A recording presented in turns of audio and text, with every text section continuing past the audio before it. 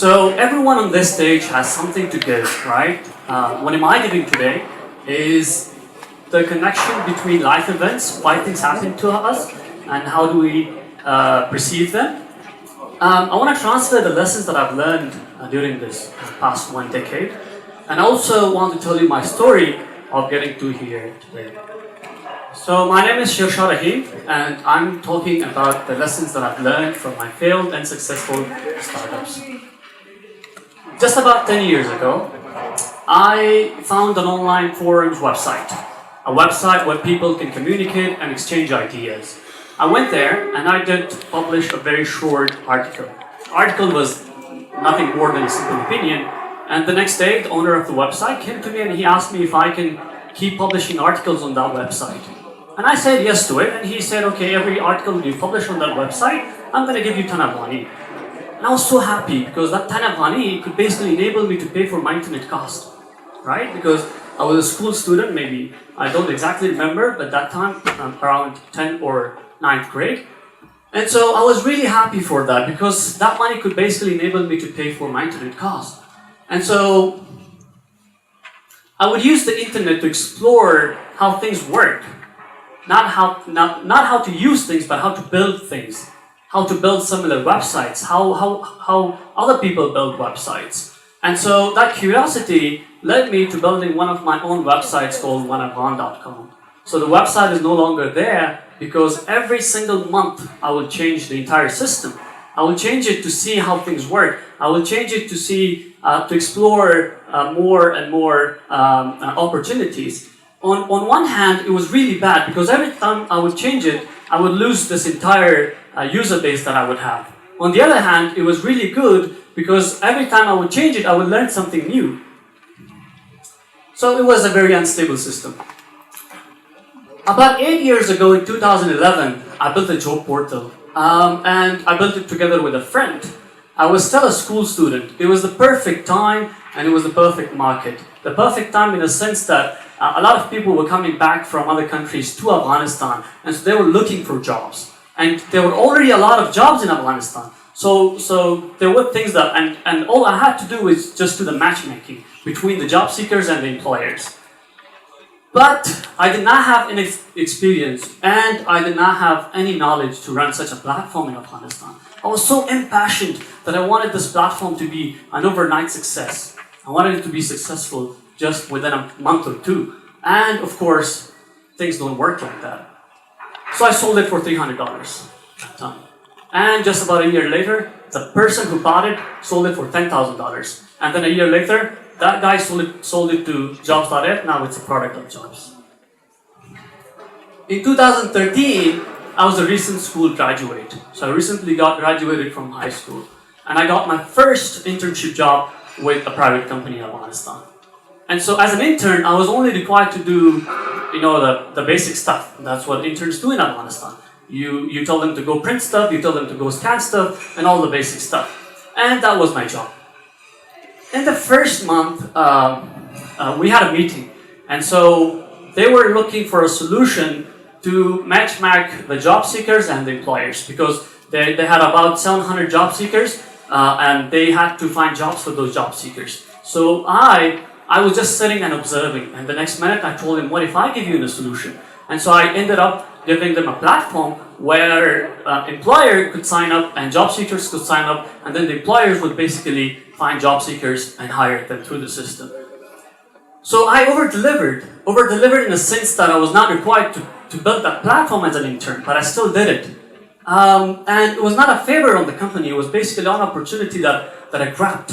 It was the only opportunity that I had to showcase my capabilities. And maybe you as an intern, if you work, your internship opportunity is your only capability, or your only opportunity to show your capability, right? So by working hard, you do yourself a favor. You're not doing anybody else a favor. So stop complaining if you do. In 2015, just about 4 years ago, I became the director of the very same company. And I began to build stuff. And so the first thing that we wanted to build was a taxation software. We wanted to build a software a lot of people can use and pay taxes to the government.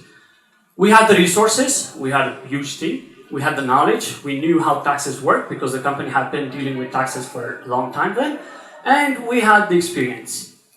But one thing we did not have was the right timing. We did not have the correct time. So a lot of people were not ready in 2015. They didn't know how taxes work. They don't know how to use technology to calculate their taxes and then pay to the government. And on the other hand, the government was also not ready. The government could not accept taxes in a digital form. So instead of quitting right there and considering it as a defeat, we changed the course of the entire system. So from a tax point of view, we went from a tax software to a payment solution. And today it does a lot more than that. You might just have heard about it in the first presentation. So in the future, you may have your own ventures, your own opportunities, your own products. And so whenever something happens that's stopping you, make sure you don't quit, make sure you find other ways. And who knows? What if those challenges give you more opportunities, just like this one? So there was a challenge. We could quit. We didn't quit. We found more opportunities in that challenge. In 2016, just about 3 years ago, I became the CTO of the company, and we wanted to launch an internet services company. We wanted to provide internet services. There were already 56 other ISPs in the country, and so every single person that we would meet, they would tell us, no, don't do it. Don't do it because it's not the right time to launch an ISP. There are already 56 other ISPs in Afghanistan. And so we still did it because we had the knowledge, we had the experience, and it was the perfect timing. Timing in the sense that a lot of people, there were already 56 ISPs, but all of them were, so all of the customers were complaining from a good internet service and a good customer service. And those were our opportunities. So today, it's one of the leading ISPs in Afghanistan. The takeaway for me from this product was that every time you have something to launch, you seek advice, but make sure you also listen to your heart because, right, your heart could be correct. In 2017, just about 2 years ago, so a good business name can basically make your startup an overnight success. So make sure when you choose a name, it's just not a guess. You do your research and you choose a name after calculated research. In 2018, I left everything that I started in 2013 and everything that I was involved in. I left everything so that I can start a new company, a company of my own, something that I can have for myself. And so all those different experiences that I have gained during the years, those helped.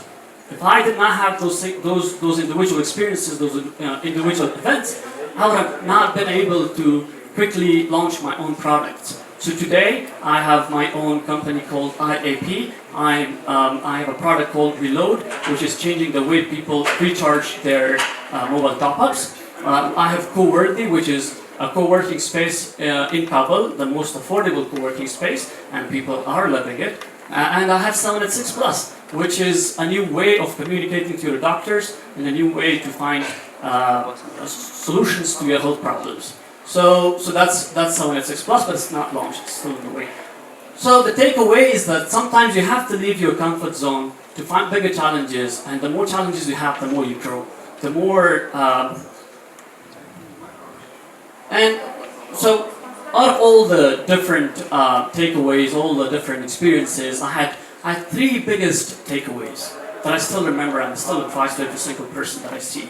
And I told them that before you start a business, so I'm partially the owner of a co-working space, and I see a lot of people coming in, and they come in, they take the space, the next 2 months they leave. They quit, right? In just 2 months. Why do they quit? They quit because they don't have the experience needed, they don't have the knowledge needed, and they don't have the network needed. So make sure you work for or with someone for at least 3 or 2 years so that you can build a good network, you can gain enough experience, and you can save for your future investment, and only then move on and build something of your own. So everything that happened in my life had a connection in one or another way, and I'm just going to give you the links to it. So if I did not have the 1,000 Afghani income per month, I would have no access to the internet.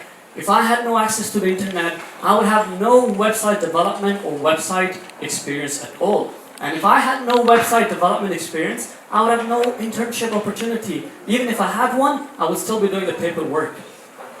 If I had no internship opportunity, I would have no permanent job. If I had no permanent job, I would have no products today. If I had no products today, I would have no business that I can talk about here on the stage. So every single thing that happens in your life, be thankful for it, take it as a positive